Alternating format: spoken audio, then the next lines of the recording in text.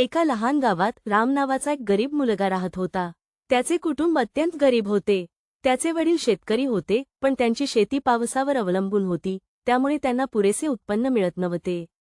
रामची आई घरीच लहान मोठी कामे करून थोडीफार कमाई करत होती. रामला 2 लहान बहिणी होत्या, ज्यांची जबाबदारी देखील त्याच्यावर होती.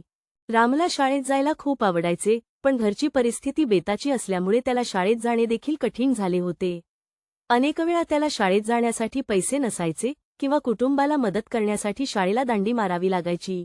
गावात विजेची सोय नसल्यामुळे रामला रात्री अभ्यास करणे खूप कठीण जात असे. तो रॉकेलच्या दिव्याच्या मंद प्रकाशात अभ्यास करत असे, ज्यामुळे त्याच्या डोळ्यांवर खूप ताण येत होता. त्याचे शिक्षक त्याला नेहमी म्हणायचे, राम, तू खूप हुशार आहेस, पण तुला अधिक मेहनत घ्यावी लागेल. अनेक अडचणी आल्या तरी राम कधीही निराश झाला नाही. त्याची मेहनत आणि जिद्द पाहून त्याचे शिक्षक आणि मित्र त्याला नेहमी मदत करत होते. काही वेळा त्याचे शिक्षक त्याला रात्रीच्या अभ्यासासाठी त्यांच्या घरी बोलवत, जिथे प्रकाश चांगला होता. अखेर रामच्या मेहनतीचे फळ मिळाले. त्याने 10वीच्या परीक्षेत गावात प्रथम क्रमांक मिळवला. त्याला शहरातील एका चांगल्या महाविद्यालयात शिक्षण घेण्यासाठी शिष्यवृत्ती मिळाली. हे त्याच्यासाठी एका मोठ्या संधीसारखे होते. शहरात रामने खूप मेहनत केली.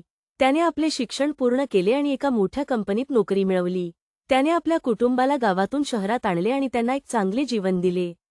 रामने आपल्या बहिणींनाही चांगले शिक्षण दिले, ज्यामुळे त्या देखील आपल्या पायावर उभ्या राहिल्या. आज राम एक यशस्वी व्यक्ती आहे. त्याने आपल्या जीवनातील अडचणींवर मात केली आणि आपल्या कुटुंबाला एक चांगले भविष्य दिले. त्याची कथा आपल्याला शिकवते की कितीही कठीण परिस्थिती असली तरी जिद्द, मेहनत आणि चिकाटीच्या जोरावर आपण आपले ध्येय नक्की गाठू शकतो.